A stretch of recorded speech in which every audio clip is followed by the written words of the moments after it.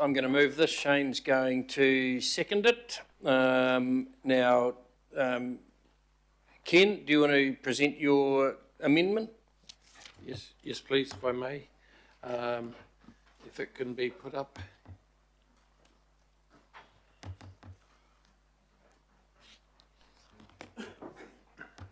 And you got a seconder?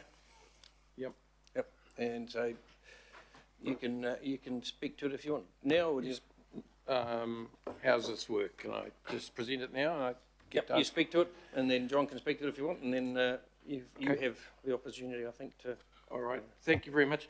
I noticed those three little pictures we had up there. The first one was awareness. Whose awareness? Ours or the public's? And then I heard the message about lessons learnt. Well, I've got to be led by lessons learnt too. And West Auckland, and Auckland as a whole, has been through this before. When we were asked about closing park tracks, the first communication was, what track do you love the most? Why do you love it? And why do you want it prioritised for staying open? And that then, as soon as you answered it, ratified the closure of all the rest. So I strongly believe that this is the first step, as Councillor Bartley said, on a long path of no return, a ratchet of no return. And so I think if we're honest about engaging with the public and being open and wanting to be aware of their thinking, we need to be simple and be prepared to hear the things we maybe don't want to hear. So to include a simple option where they can say we want the status quo or we do not want to continue is the proper thing to do in a situation like this. Some people might argue that, lazy people might just tick that box, or that we want to know more about what they're thinking. Well, I don't think that's fair and reasonable. Just because they tick that box doesn't mean they're not thinking. Does mean maybe they haven't got the time to sit down and fill out our big report. But the three options do not, that they assume or they indicate a forward motion. One of these is going to be what we come up with, or a hybrid of it. There's nothing there that allows us to just say, no, we don't want this. I feel every bone in my body tells me that's what I should be voting for the public. No. But Mr. Chair, you've spoken to me and explained how this is, you've said to me, we shouldn't cut off the ability to hear things, to extract stuff, to analyse more things out of the community. So I agree with that, and my original motion amendment I put in was just simply to add a D, take it no further, but I've tried there with the staff help to just fit that into A, so that it's a little bit more accommodating of engaging a two-way conversation. But that's why I've put this amendment forward, to make it so that this consultation is not ambiguous in any way. We can see what they say at the finish of it, and they can have a clear, simple no if they wish.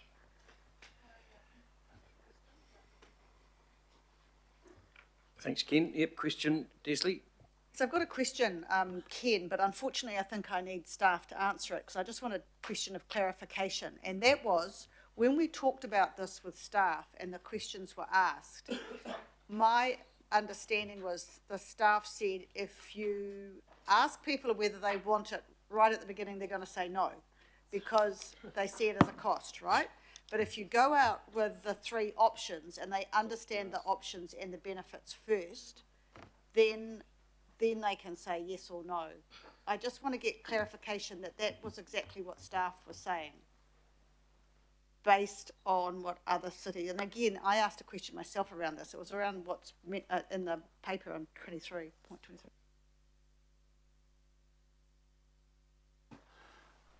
Thank you. There's a couple of things here. I think the first point is that at this stage, we want to really have a a clear and easy to understand engagement process where we're focusing on the three options, rather than sort of complicating it with adding in a status quo at this point. I mean, implicitly, when we give you advice on whether to move forward to the scheme initiation stage, we'll also be giving you advice on whether to stick with the status quo. So, we want to have a clear engagement that's really focusing on the merits of those three individual options, so Aucklanders can decide, how do we make this the best possible scheme? Then I wouldn't advise trying to say that this is a final decision at this point, because we haven't developed the schemes to their maximum. So we don't while we're illustrating what the charges will be and what the benefits will be, as we've discussed here, this isn't the final say. So we're really recommending that any decision on whether you like the scheme or the status quo waits until after that scheme proposal the final sort of consultation stage. We think that that is the best time to make that call. Yep, and our advice is that, the feedback at this stage is likely to be negative. Now, that's not a reason for not doing it, because we need to recognise that, but we're saying the best time to make a go, no-go decision is when we've got a final, fully developed scheme, so everybody understands all the pluses and minuses. Thank you. If I may answer that too, please. I'm not asking for this to be terminated now. I'm just asking for us to be open to how many Aucklanders would like that. That's good feedback. And the other answer I'd say is that if you went to the abattoirs and asked the sheep at the bottom of the ramp going up to the killing chamber, no now rather than no at the end, it doesn't make any difference. Just for clarification though, I get that you're not asking, but I'm just getting clarification from staff that based on international best practice, and one of the things that you mentioned in 23 is that you ask the yes or no decision when you have refined what the option would look like, whether you go ahead with it or not. Don't ask the yes or no decision up with a variety of options, and that was... Point of order. What point of order are you? I'm concerned that Councillor Simpson your point of is order? debating by officer. What is your point of order? We had our period for questioning the officers for quite a long time. We have a debate underway right now, and to bring the officers back in and ask them leading questions is really debating by officer, and I don't think we should allow it. Thank you. So I'm allowing it, and so we'll carry on. Of course we are. Thank you, Mike. Right, carry on. Thank you. Respectfully, I didn't know about the amendment when the staff were here the first time. Hence, I asked my question. But I believe they have answered my question. Thank you very much. Thank you, Wayne. Hey, I've got a question. Am I right in saying that in all the cities where it was put in place, it worked? And the cities which lost their nerve and never got it. So there was no city where they actually did it that didn't work. Is that right? Certainly all the cities where it's been implemented, you've had the significant congestion reductions, and generally speaking, the public support for the schemes has increased after implementation. So my next question is not the saving from this, rather than being the money we're getting, it's the avoidance of having to spend capital on further roads. Is that not the saving? I think the main saving is actually the congestion reduction, the improvements in reliability. At this stage, we haven't done the work to determine whether you would avoid any projects through this. It's a possibility, but we are saying that the benefits here are the time savings and reliability improvements in the first instance. There may be some downstream benefits in avoiding some particular pieces of infrastructure, but we can't identify that at this point. Well, if you don't get any improvements, the next thing people ask for is more bloody roads, so it must be quite obvious, but not to you. Okay. Then the last one is, And my understanding of the legislation is that it's in place to put this in place anyhow. It's just how it goes in place. Is that right? The legislation enables it, but to get to that point, then council still has to make a ratification decision based on the consultation on a final scheme proposal. And then the minister's got to back that up with an approval decision. So certainly enables, but council needs to take positive decisions to move it forward. Thank you. Mr Chair, can I answer? No. What? Okay. Well, the Mayor asked a couple of questions, and so... Yep. You're saying, yeah? So I just wanted to answer the Mayor, yet again, reiterating, I'm not asking for us to stop it now. I'm just asking for us to be open to hearing something from the public. Julie. Thank you. I'm kind of in two minds about this, so I'm asking two questions to hopefully clarify for me. I think both these questions are probably to staff. The first is, in the way that we design the consultation, will there be an opportunity for people to write in other thoughts beyond just on the three options? Yes, absolutely. Okay. And second, which I imagine could cover, I don't like any of this, right? So there's one for you, To. And then the other question around it is, drawing on experience from other schemes and other consultations, and I know Jeff evolved from kāinga ora consultation processes, so I know he's got a long timeline with this stuff for those not familiar. If we put up a fourth option that says do not proceed, will we find that we don't get as much rich feedback on the other three, where people go, look, I prefer this one because these are the implications, or I'd like this one except blah, blah, blah, because they'll just tick do not proceed, so we won't get that rich feedback? Yeah, That's something I'm worried about. Yeah, in my experience, I agree with that assessment. Essentially, we're looking for a more robust type of feedback when we're doing a comparator of the individual options themselves, because they each tell a bit of a story and they all have trade-offs that are associated with them. So then when we frame the questions around, what do you see as the opportunities, challenges within those options, that's the type of kind of more rich feedback that we want to attain. Whereas, the other kind of option, could skew what we get from the rest of that feedback. Thank you. Thank you. Maggie. Just a comment. I think in my earlier spiel, I was talking about deep diving and, like you say, trying to get all that rich information. I think that this is part of it too, because a lot of what we've heard in this is that Aucklanders want this, that Aucklanders want a solution for the congestion issues. So I don't actually see issue with giving the option for thoughts to actually, it would ratify what's being said to us, that this is what Aucklanders are asking for. I don't necessarily see it as cutting it off, but if this is about getting a wholesome feedback input from Tāmaki, I don't see any unreasonableness in it being an option. It's not the decider, which is what I'm understanding, but it will either reinforce or not what's been proposed to us, that this is what Aucklanders are asking for. Mr Chair, may I respond to that? Yep, if you must. Yep, thank you. Thank you. And Mr Chair, you said a while ago in one of the workshops that this was going to be putting the rubber to the road for the public who keep harping on about congestion, and will they change their minds if they find they have to pay? What simpler way to ask than that? Giving them the option to say, don't go forward. Thank you. Richard. Sorry. To, then Richard.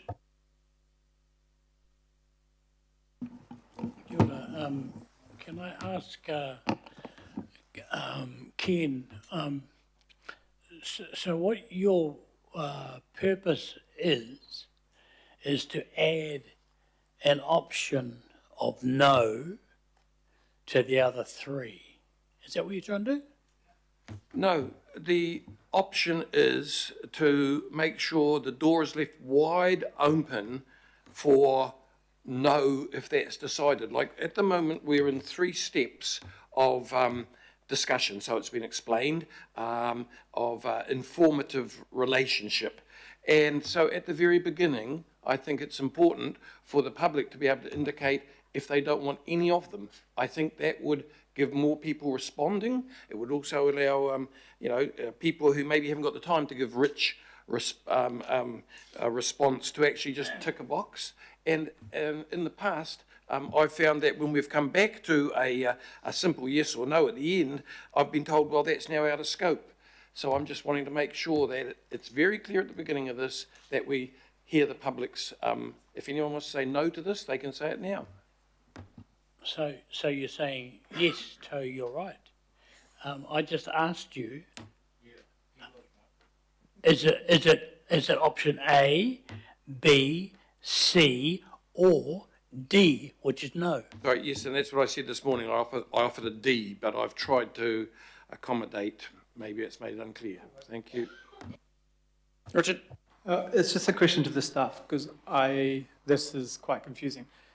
My understanding is there's two consultation processes. One is we're asking the public, if there was a scheme that was rolled out, which one do you like the best, and which one do you want us to do a whole heap of work on? Because once we have that option, we'll then take that option out to people and go, do you want congestion charging? This is the option with all the advice, or don't you? As opposed to this question, which is not going to be, do you want congestion charging, or time of use charging or not? This is about, if we had it, what do you want more advice on?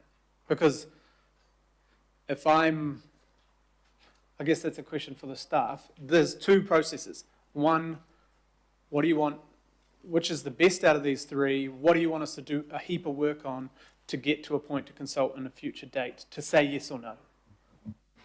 Yeah, that's right. The first phase is intended to get that feedback on which of the three do you prefer, what are the pluses and minuses do you see, what concerns that you have that you would want us to address, and then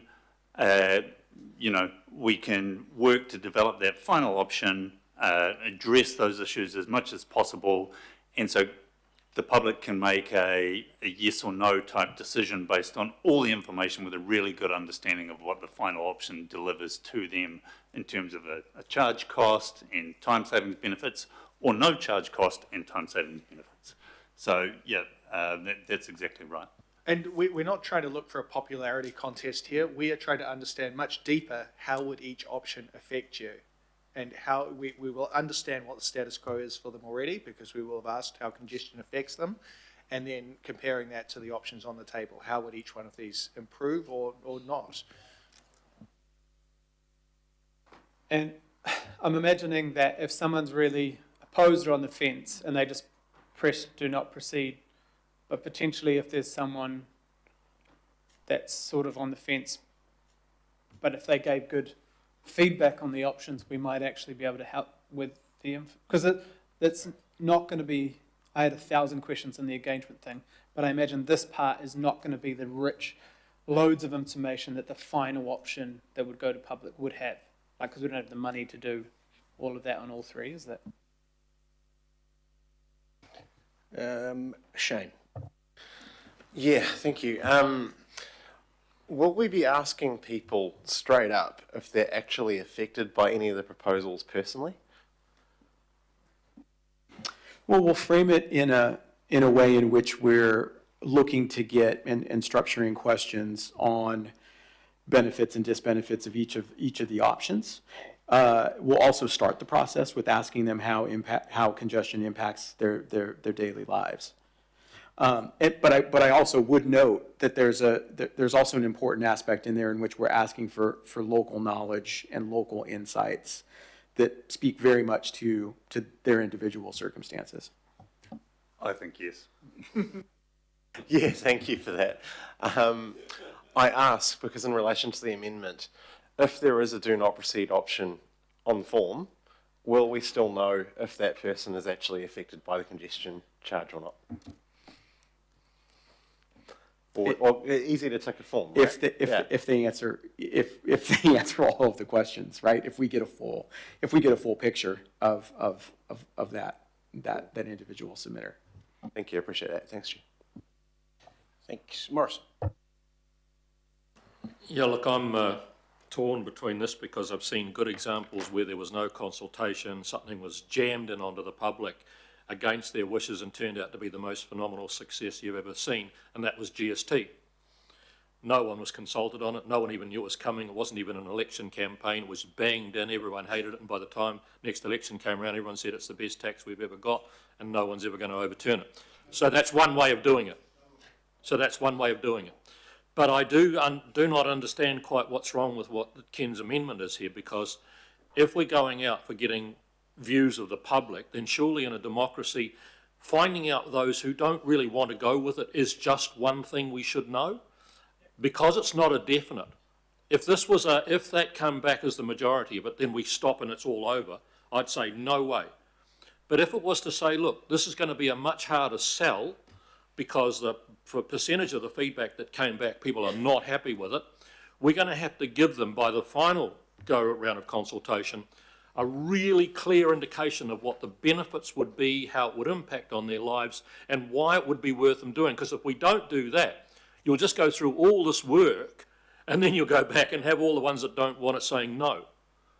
So I don't understand what's wrong with knowing, because if it's 50% of people opposed to it, that wouldn't be a surprise to me.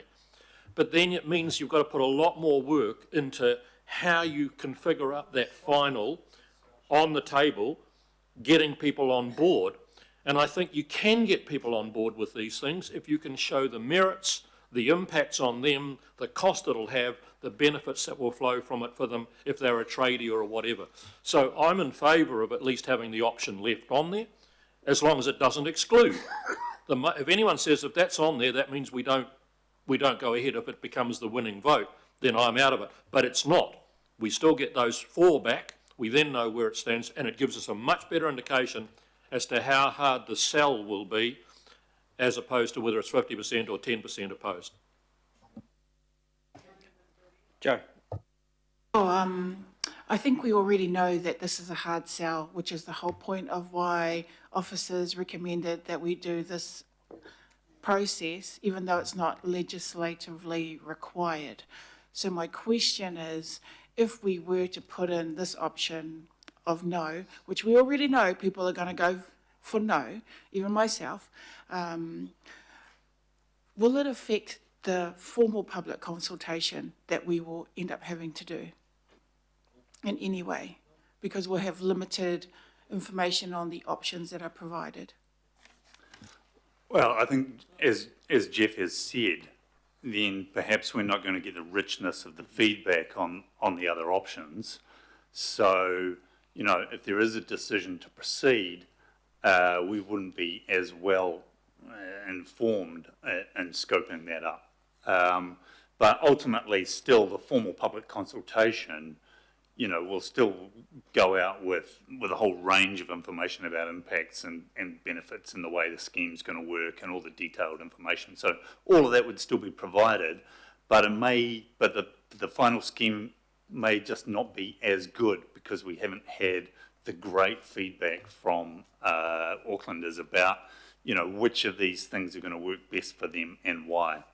I think there's also the risk of self-selection bias. We will do the best we can to reach as many corners of the community as possible, but the fact that there could be self-selection bias, there could be large organised campaigns that skew, and if we turn this into a simple vote between ABC and nothing at all, it could be overwhelmed. So the quality of information we just need to make sure is robust.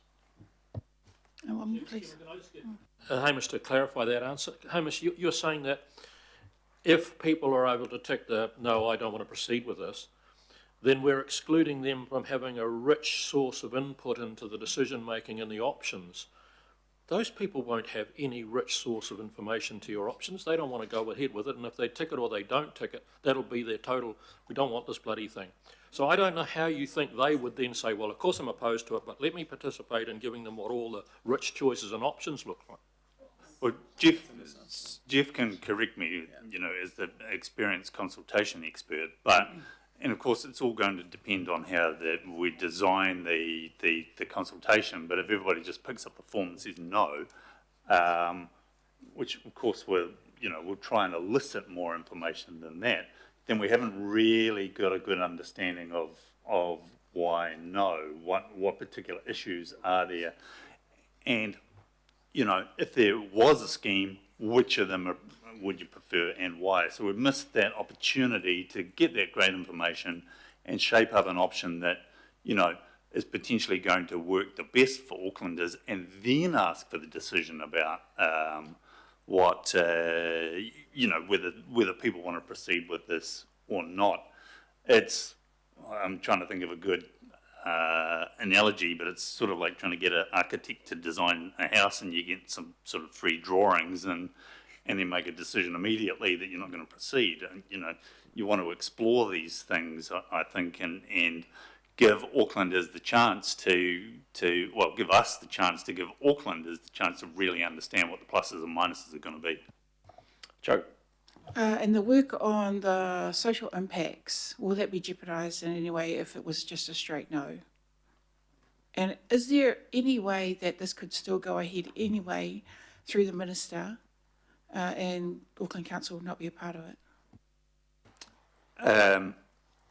So we will do work on social impacts ahead of the three options, ahead of this first round of initial engagement anyway. And then if there's a decision by the council to move forward with scheme initiation, there'll be a more detailed assessment of social impacts of the final preferred scheme option as well. So that would all still occur. No, the Minister cannot put a scheme in place without council ratification. Margie? Thank you. Margie? Firstly, thank you, Councillor Hills, for making that point of clarity. I just want to share. I think you're right, Hamish. It's around how it's presented. It was really helpful for me to hear and understand here that there's two stages in this process. I think that's really important, regardless of whether that stays in there or not, so that they understand that this is just an information gathering exercise. Firstly, secondly. I still do think that that does provide, as I said earlier on, an indication where everyone, you know, whether there is a strong appetite for this. I think it also gives the power back to Aucklanders to decide actually whether you choose this, or whether you actually are quite happy with the congestion. Now, I'm not suggesting that, actually, my final closing comments on that would be there is nothing stopping us for asking our and why to the why not. But I do think that explaining upfront that this is the first step of a two-step process would be really helpful. And I also do support that it's good for us to understand whether Tāmaki actually supports something like this early in the piece rather than going further down the piece. I don't see it eliminating either or. I do think it's the way that you land it. Democracy is your friend. Okay, thank you. Any more questions? No? Okay, step back. Gentlemen, thank you. Are there any more comments? Will we put this amendment to the vote? No, go ahead. I have a comment. I think Aucklanders should be able to say whether they want this or congestion, what is it called? Time of use charging or not. I absolutely do think that is important for us to ask Aucklanders that question. But I also think it's important for us to make sure that we get the right option to ask Aucklanders about before they get that yes or no question. So I want to make it very clear that by not supporting this amendment, I am not agreeing to ask, this is a double negative, sorry, I am not agreeing to not asking Aucklanders whether they want time of use charging or not. Whether or not, yeah. You know what I'm saying. So I think you're quite right.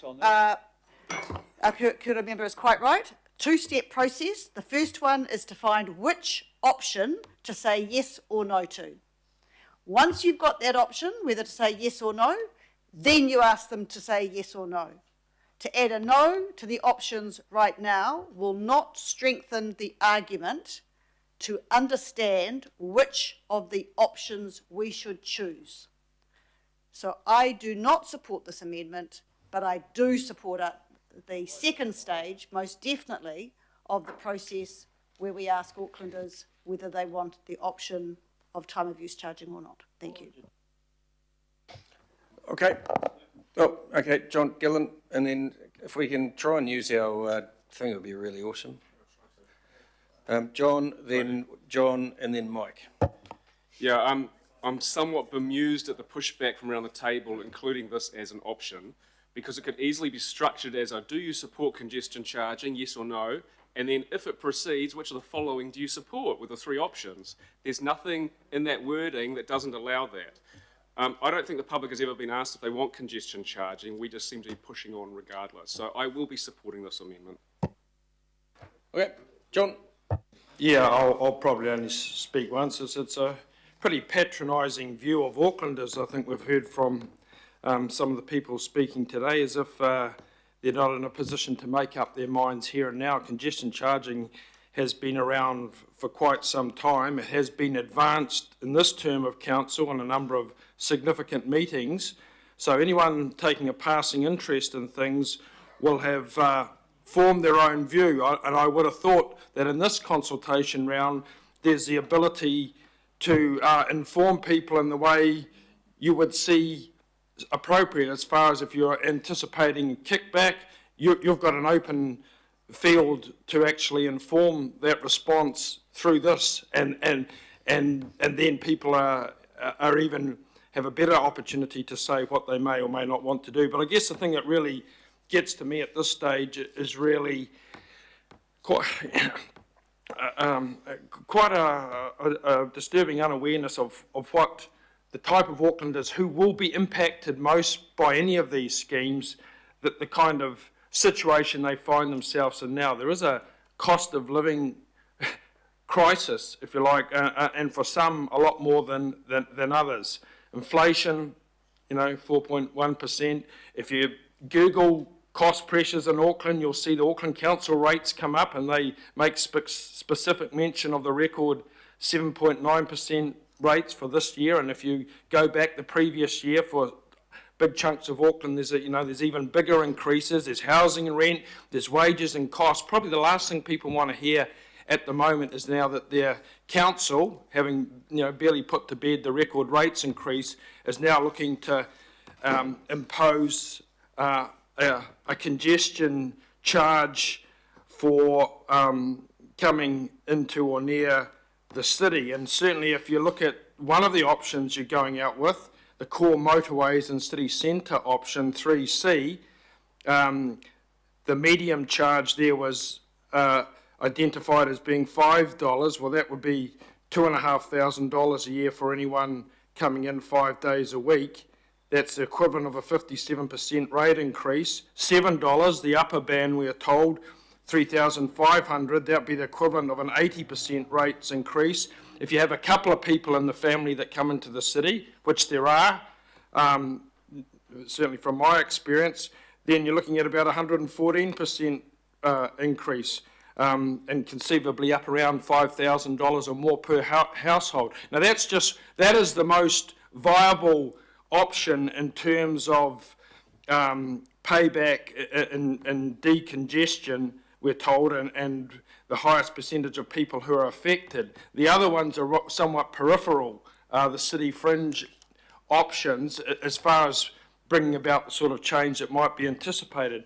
But I guess if you add that to the pretty well documented and socialised notion of congestion charging as a policy where it can be regressive, and this isn't the first time we've heard that. The great Efeso Collins, in his when he had a tilt at the mayor and when he was a councillor, he talked about the regressive nature of congestion charging. He talked about not having sufficiently good alternatives to driving. He was thinking people in the south.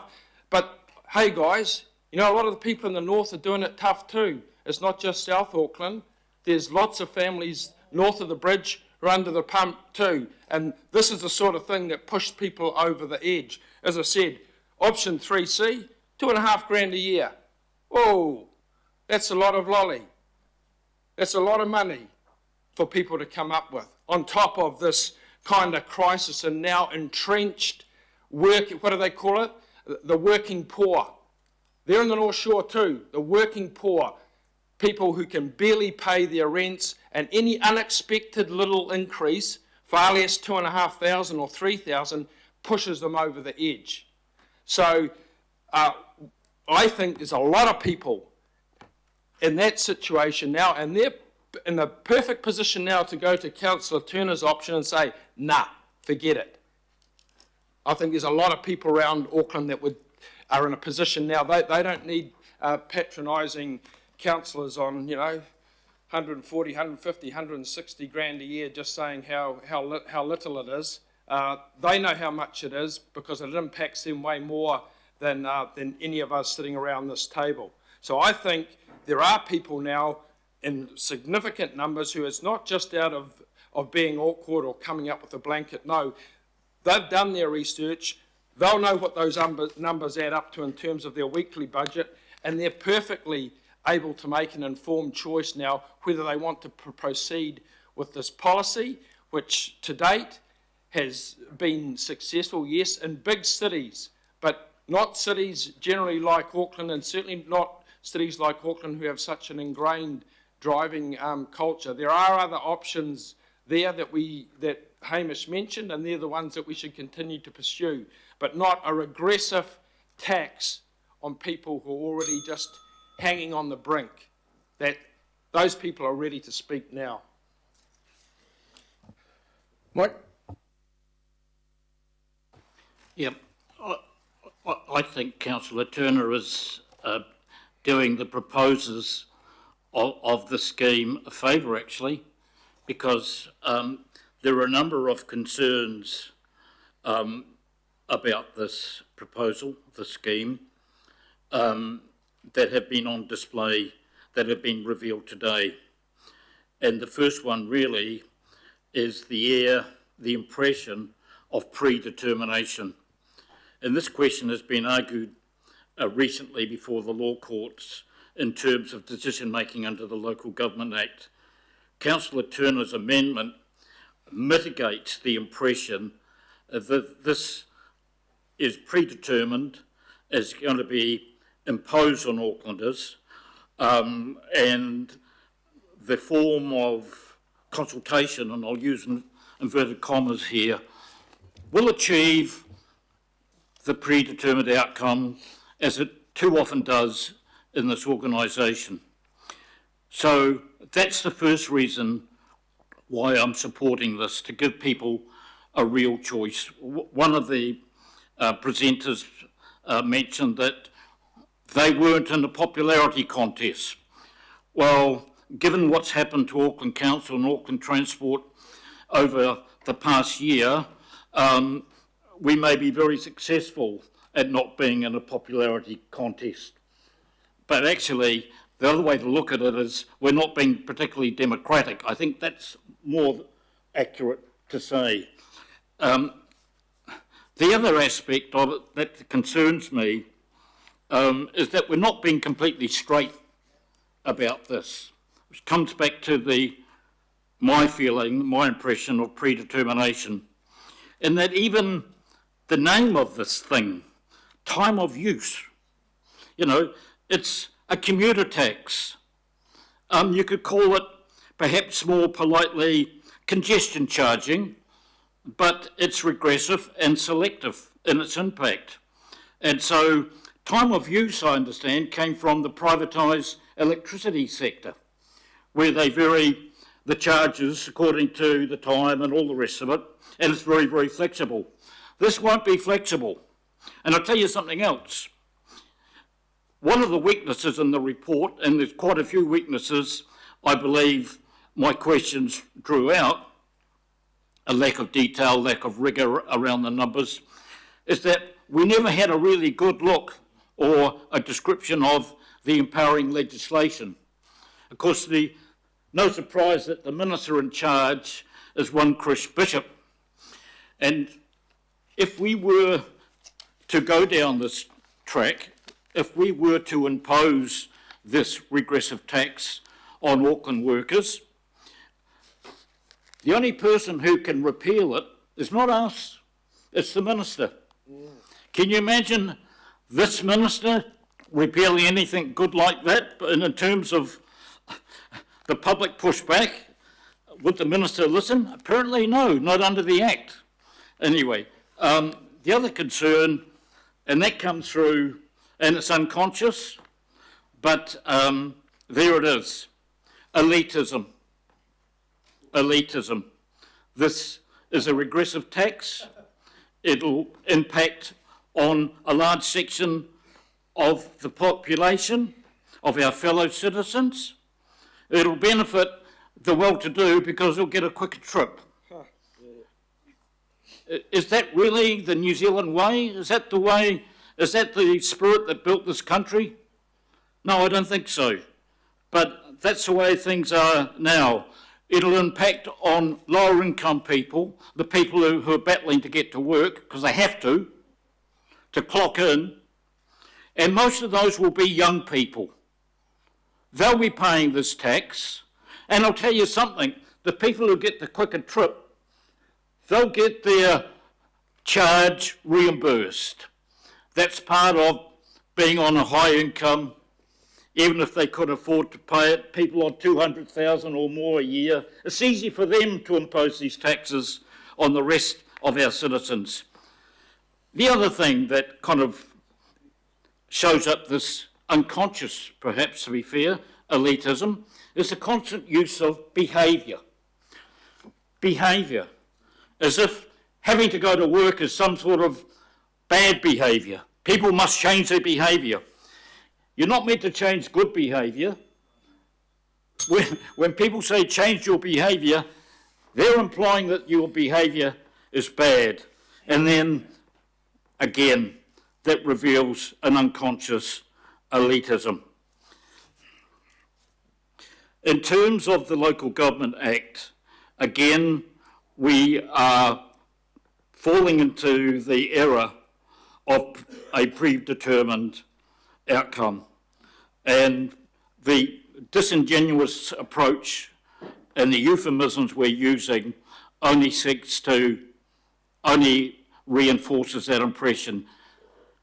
You can wrap it up, Mike. In my view, you can go ahead with this consultation, but for God's sake, make it meaningful. Give the people the right to say no.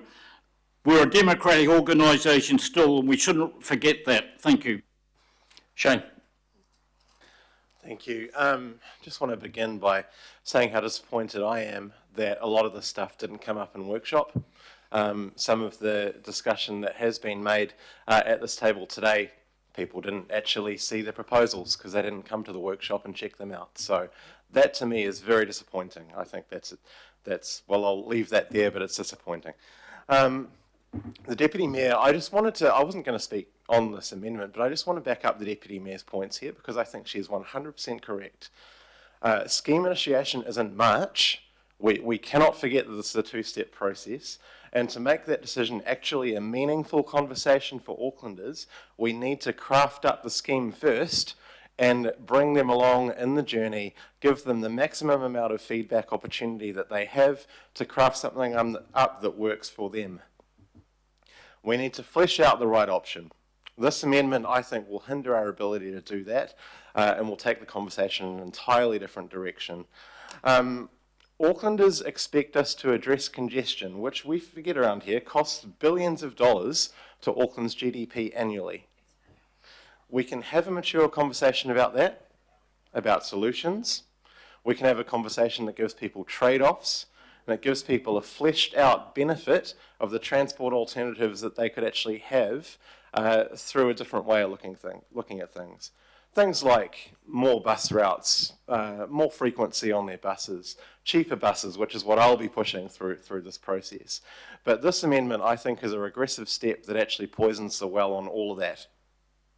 It's an appeal to populism, it's an appeal to short-termism, and I want a proper conversation with Aucklanders. And so I will not be supporting this, and I hope you don't either. Thanks, Chair. And I have my microphone on. Thank you. Julie. Kia ora. I think It's been an interesting debate because I think most of the debate has actually not been about the amendment, it's been around whether or not we should go ahead with congestion charging. And I think there's been some passionate speeches against congestion charging, but we are in a two-step process and we're talking about step one, which is not should we go ahead or not, it is how do we find out from Aucklanders what their issues are with the different types of schemes we could use, so we develop a best possible scheme to put up against no. So it is about how we construct the congestion charging scheme that we put up against no. And I am really frustrated with the idea that we put forward something here that actually people are just going to go straight to the no and they're not going to give us that rich feedback that we need. That means we can actually construct a workable yes. Now, when we get to yes versus no, people are very entitled to say, you know what, even though this is the best we could come up with based on a really good quality engagement that, teased out. We've had a lot of hypothetical edge cases raised today. By doing this, with the three options and saying to people, what does congestion impact on you now? How would these help to address it? What are the barriers? We're actually going to find out those edge cases for real. What are they, not for those of us who sit around this table, but for actual real people who are living those edge cases, and then we can take that into account in the yes. We may not choose the yes, but we give them a chance to influence the yes. If all they see on a form is, even if it's first and it says, if you do you or do you not, and then, but if it happened anyway, most people aren't going to go to that next phase. And we've had experts in consultation tell us that, and we know that from overseas schemes too. So I cannot support an amendment that's going to effectively neuter the feedback we get from our community as a Trojan horse for opposing congestion charging. And I think the honest thing to do would be to allow the most effective way of consulting on this that we've heard from experts. And then, if you still don't like the scheme that results from that feedback from our community, then you say no. You don't try to undermine the creation of a scheme that might work to make sure that it's as bad as possible, so it's as easy as possible for you to say no when it comes. And this just hasn't come out of nowhere either. People might or might not recall the congestion question work that goes back to before Auckland Council existed, 2006, I think, those kinds of conversations started. So, there has been a continual testing of the idea of congestion charging with the public over many, many years. And we know that if we create a scheme that actually does address those edge cases, that does result in investment back in public transport, that people can see the connection with the congestion charge they pay and public transport improvements, actually, they may well want that. So why wouldn't we want to get that feedback so that we can do the best we possibly can with the scheme that goes forward? So I can't support the amendment. Thank you. Joe. Oh, thank you. I can see how this is going to play out on Facebook too. While I have my issues with congestion charging, that is not the debate that is being had. This is about the consultation on options, and I want to hear that information that will come out of this consultation. I think we've expressed to the officers our concern about those who don't participate or haven't participated in a consultation process, and they've reassured us that they will take engagement approaches to connect with the unions and those who will be worse off by this kind of scheme, or we think will be worse off. So while I can appreciate what the amendment's trying to do, I don't want to restrict that information that could come out of this consultation, especially because if I tried to stop it now, I would be making a predetermined decision based on my own opinion and my experiences in the community. And we're not supposed to make predetermined decisions. So I would be open to receiving this information, and I want it to be as rich as it can be for that intellectual rigor of the decision-making that we're going to make further down the line. Yeah, thank you. Thank you. Matt? Sorry for dragging this out, everybody. With the three options that have been presented, I just want to give an example of my experience with consultation on some issues around the communities. Cycle lanes went a very popular topic in Manarewa a couple of years ago. With the consultation that went out, there was no option within the consultation document that says, no, I do not want cycle lanes. It was purely focused on the questions around your ideas around cycle lanes and which would you prefer. But the issue between that and what we ended up with was that AT didn't actually go back and say, okay, well, this is the option that we feel is the most preferred. Do you want this or that? And that's kind of where I feel like Ken has approached this, because we don't want to, well, I don't want to speak on your behalf, Ken. What I'm getting from this amendment is that there has been a habit in the past where things go out for consultation. It's like pushing the boat out without a rope to pull it back in. It goes too far. Nobody understands that you can't actually reel it back in, and then you're stuck with three options. You go with one, and that's where the decision is made. From what I understand, and I would support. I wouldn't support this if it was very clear that the consultation wasn't going to end up with a specific result on this is what we're moving ahead with, and there was that second step with we are going to go back to consult on whether or not we want the congestion charge or not. But if that's not clear or guaranteed, then I would have to support the amendment there. I don't know if the officers can answer that specifically now in terms of that next stage, or at least in the consultation document, if you're seeking guidance on what's going out, then making it clear within the initial consultation, if we're not going with the amendment, that the engagement is going to state your ideas around congestion charges and allowing for people to give their honest opinion on what they have in that document, so that we don't have to offer or skew any data with mixing it up between the three options plus a fourth, which is an absolute no. Those are my concerns, where people don't have that opportunity to give their thoughts on it all together, but they can offer up considered decisions around the three items to consult on. Thank you. Thank you. Just before we go to you, Morris, we've just got to move an extension of time. Hopefully it won't be much time, but someone like to move that. Thanks, Shane. Second it. Thanks, Greg. Those in favour say aye. Aye. And against? Carried.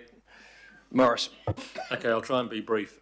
This is really in the balance for me.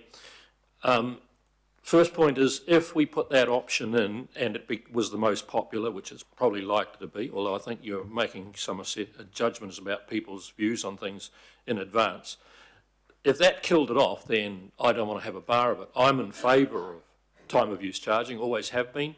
Actually think if you've got a limited supply of a product and you've got a huge demand of people wanting it, that one of the things you can use is pricing signals to try to filter the usage of that product. But I'm also very reluctant to say I don't want to know how much feeling there is in the media and the public out there about it.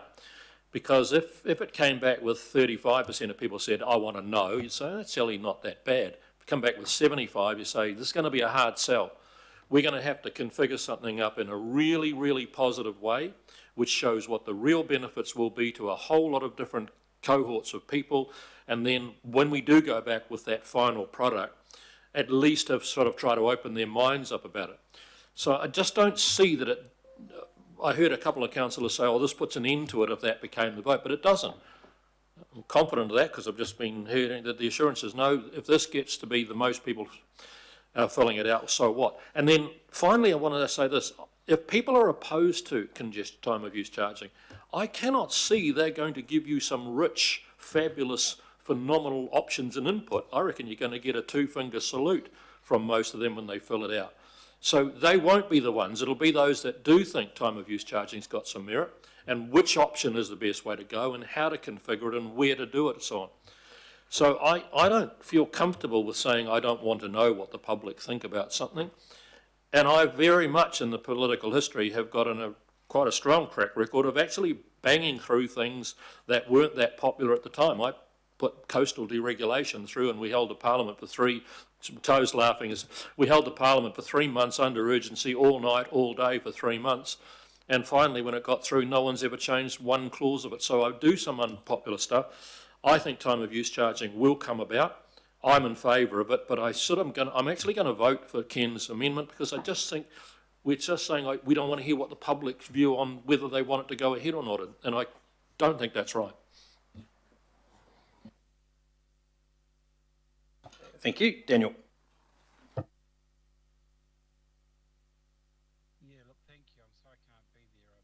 No, you've muted, mate, as you sit in congestion. Can you hear me now? Can you hear me? Yeah. Thank you. No, I'm not sitting in congestion. I've managed to avoid the congestion because I got out in time, but I'm parked up. But look, I'm in a bit of a quandary here, Chair, because I strongly support price as a mechanism.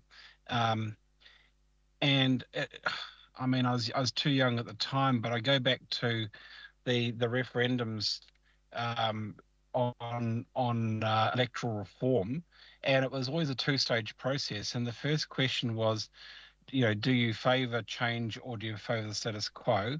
And the second question was, which changes, if there were to be change, was your most preferred?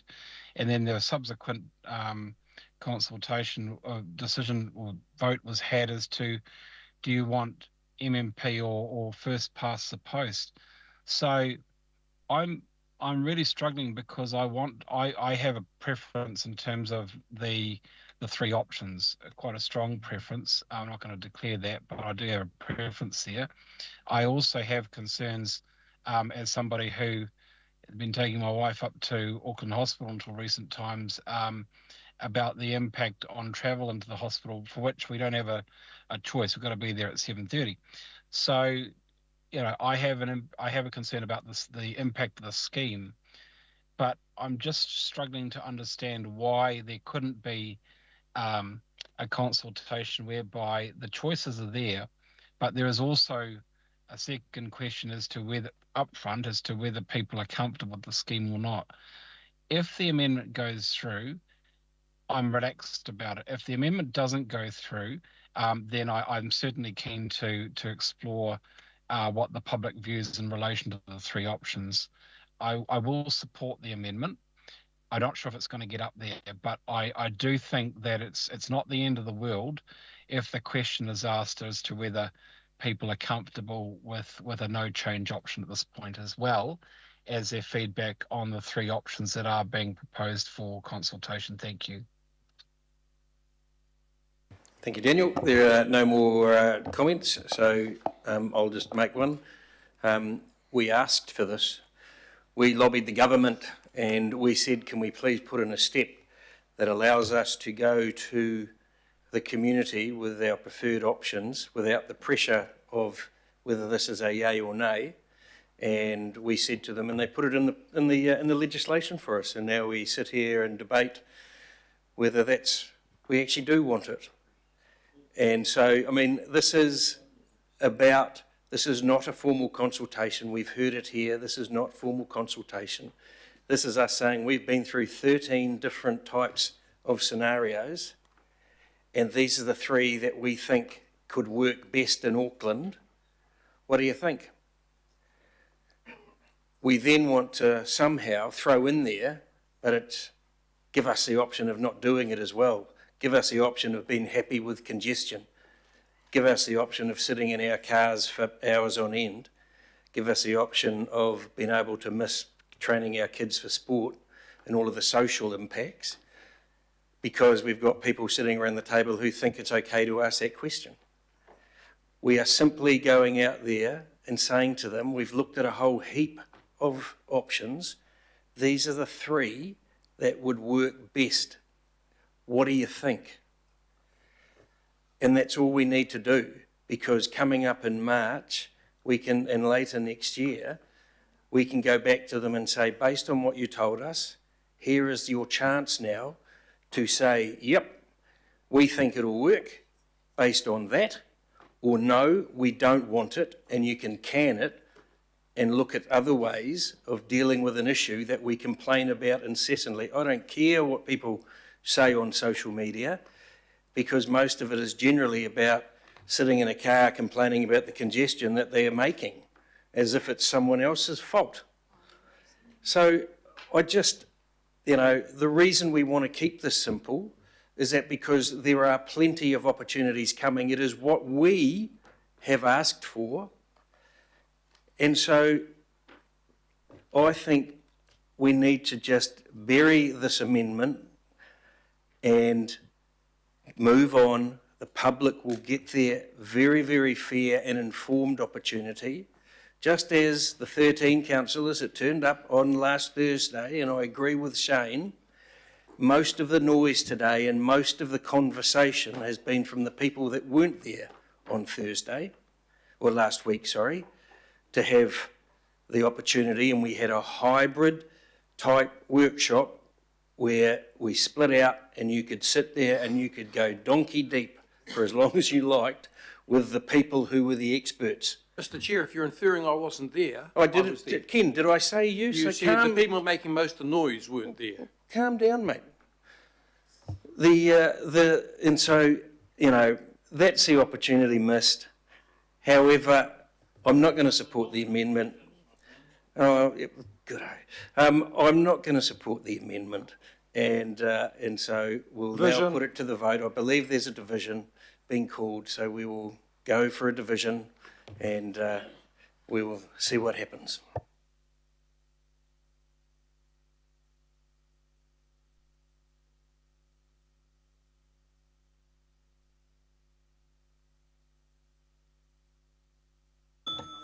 Members, you're now voting for the amendment.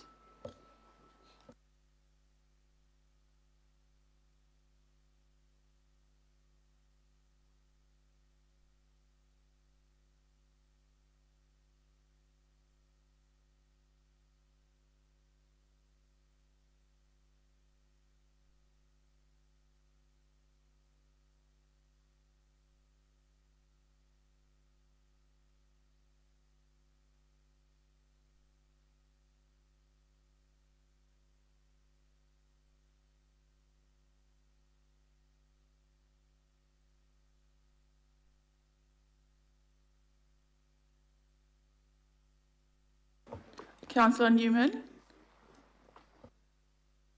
I'm voting in favour of the amendment. I put that in the chat, and if that fails, I'll vote for the substantive.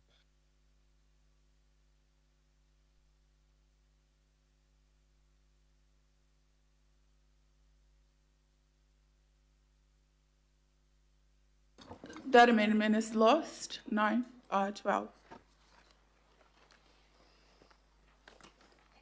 Okay, thank you. So we will now go to the substantive. Is there any discussion on the substantive A to E? None? Oh.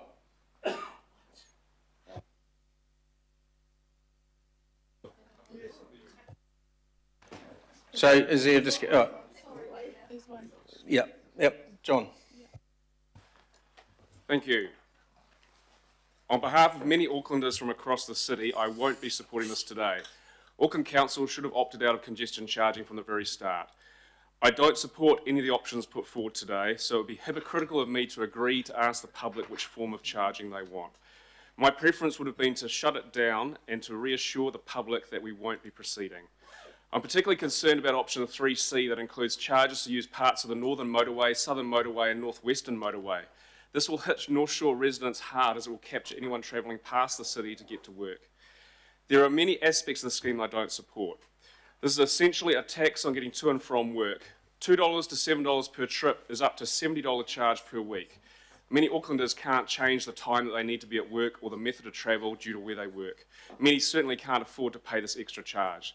This will impact the lower and middle income brackets the most. And North Shore residents will be hit especially hard as we also face up to a $9 toll for any future harbour crossing. I don't support the final decisions on the implementation of congestion charging, including the amount to be charged, the boundaries, the times, and extending beyond the peak hours to shoulder peak and interpeak, all being left up to an unelected scheme board. That is not democratic, and we will completely lose control of the system at that point. While it can't be confirmed yet, I expect that businesses will be able to claim back congestion charges as a business expense in the same way that toll road charges can be, which means that the charges will fall squarely on the working population, which is extremely unfair. I also expect that councillors will be able to claim back the charges as expenses in the same way that toll road charges can currently be claimed back. This means that any congestion charging won't affect those sitting around this table, so no one actually has any skin in the game. I feel for the central city businesses who are already finding things tough and will be hit by a downturn in visitors. Why would you shop in the city or go to a bar in the city when you can go to another part of Auckland without paying charges? This will especially put off the elderly, those with mobility issues, and others who can't use public transport from going into the city. I'm also concerned about charging anyone who travels to Auckland City Hospital or Starship Children's Hospital, which are included within option 1C and potentially in option 3C. I'm really concerned by comments today from some councillors that people can catch the bus to hospital. Starship supports kids from across Auckland. Taking your sick kid on the bus is not an option. We'll probably also see a drop-off in patronage to the museum, which is inside all three options. And if option 3C is chosen, where the motorways are included, there could also be a drop-off in patronage to the zoo and Motat. I certainly don't believe the myth that Auckland economy will magically be $2.6 billion better off if this is implemented. Mr. Chair, we should not be proceeding with this, and I'd like my vote recorded against. Thank you. Thank you.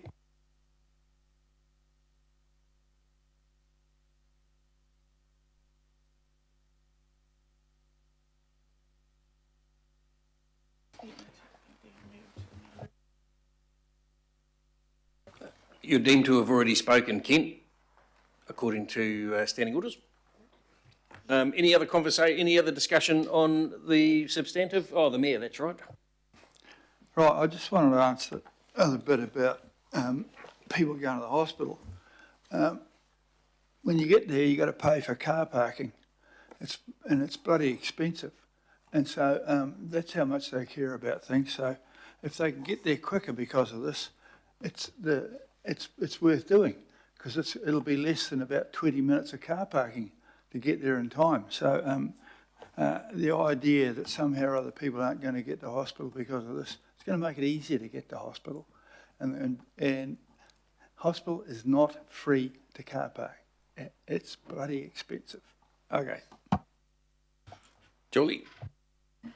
Thanks. I just want to address one point, which is the impact on low-income workers.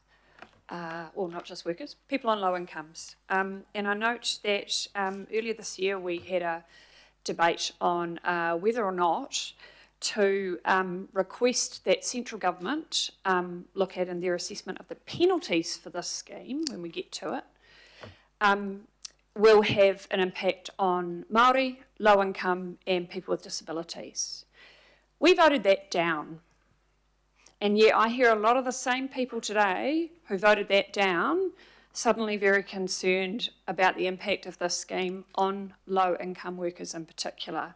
My perception at that time was that it was primarily voted down because it included Māori in the list. That's my perception and my opinion. You may choose to disagree with that, but that was very much my reading of the tenor of the debate. This consultation enables us to talk to actual low-income people and ask them, how will these work for you? Will they make things better? Will they make them worse? How could we address any unintended negative consequences for you? And for that reason, amongst others, I will be supporting the substantive. Thank you. John. Thanks, Mr. Chair. And we've certainly had a plentiful airing of rich adjectives to describe this good quality engagement, this rich feedback that's being sought in the long tradition of outstanding engagement from the Auckland Council, covered matters like the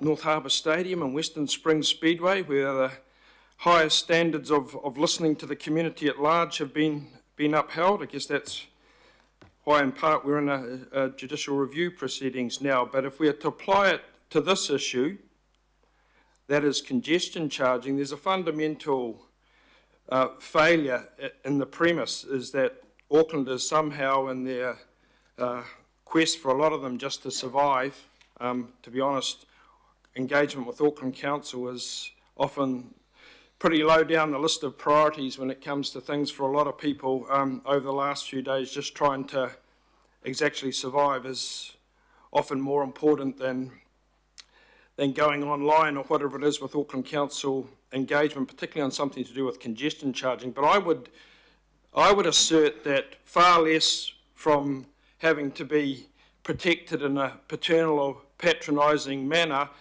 a lot of Aucklanders will have made their mind up about congestion charging. They're not living in the dark ages. They've read about it. There's been discussion.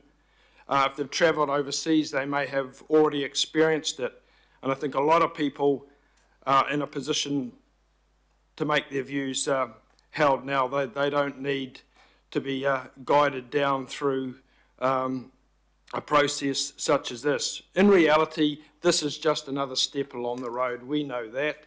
This is how all these things go. Just another step along the road, and each step that goes along, the closer we come to the end goal, and that's congestion charging. And in this case, charging that will be imposed upon those least able to make it by those who either won't have to pay it in the terms of the higher socio-economic bracket, won't have to pay it in real terms, or by those such as people like ourselves who can afford to pay it.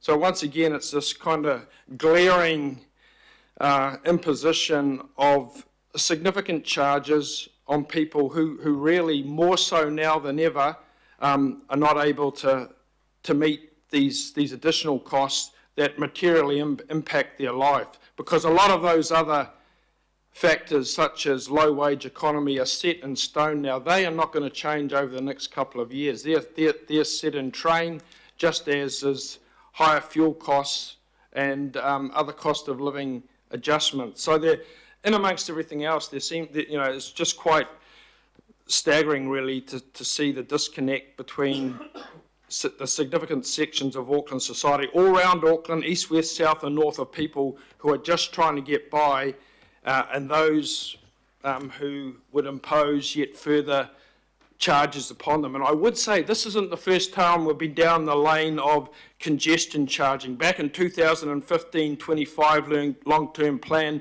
there was a $500 million levy through the interim transport levy. That was to deal with congestion. We paid in $500,342 for each ratepayer across Auckland, with minimal or negligible results at the end of it. Similarly with the regional fuel tax, or the hoop-ha over that, 11.5% cents on every litre. That was the other saviour that was going to decongest and result in huge investment in the transport network. That was woefully inadequate. And I would say that the benefits of congestion pricing will be the third in the trifecta. They will be underwhelming, but they will come at a significant cost to those who are least able to pay them.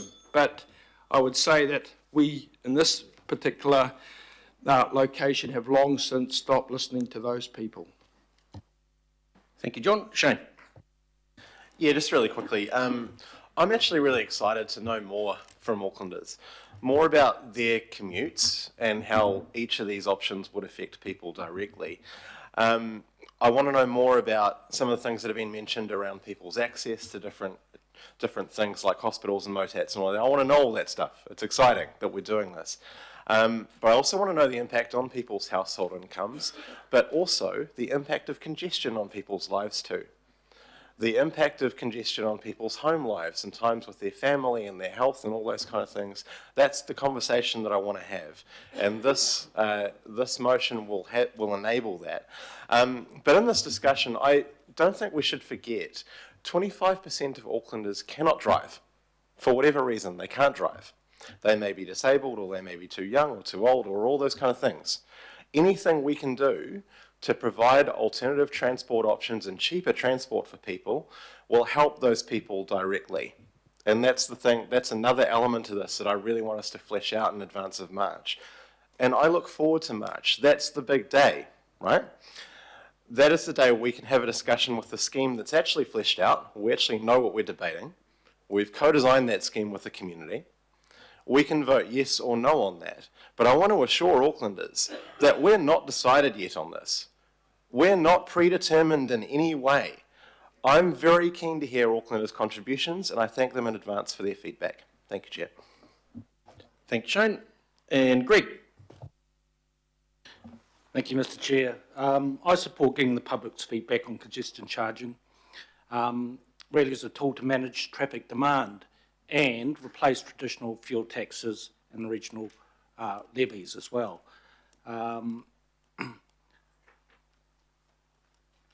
Congestion charging is a way to influence the habits of people, the way that they use our roads, and to reduce our gridlock across our busy urban roads. I'm particularly interested to understand the feedback around moving away from the regional fuel tax and standard petrol levies. And because I believe this is being framed, or should be framed, as more of a user pay model for those using specific roads at our peak times. So I'll be voting in support of the motion. Thank you, Greg. There's no... Oh, Mike. Yeah, it's a little bit unfortunate, but I have to say something here. It's understandable if members, in supporting this and voting down the amendment, which allowed the option of saying no, don't feel good about it. But it's not excusable to make thinly veiled attacks on the integrity of their colleagues, implying, for instance, that the concerns of some of us about the regressive nature, anti-working people nature of this form of road tax are being insincere. And in terms of the last debate we had around this, particularly in regard to a waiving of fines for Maori, was opposed by none other than Tau Henare. So please, if you feel bad about your position, given your political colours, that's something you have to live with. But don't try and insult the integrity of your fellow members. It's not acceptable. Thank you. Thank you. Joe. Thank you.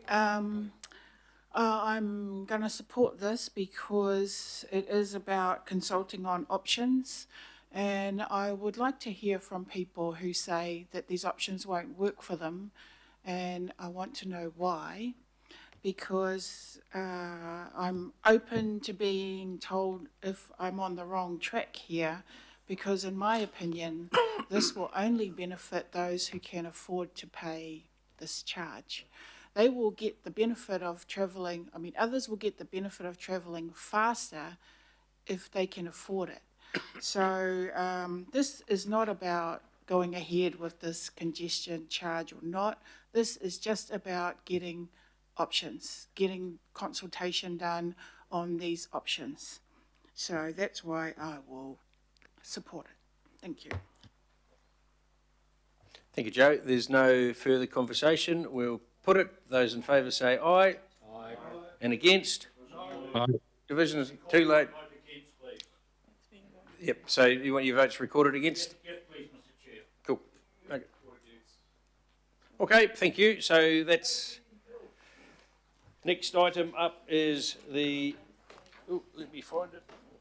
Councillor Murray. Establishment of the subcommittee to deal with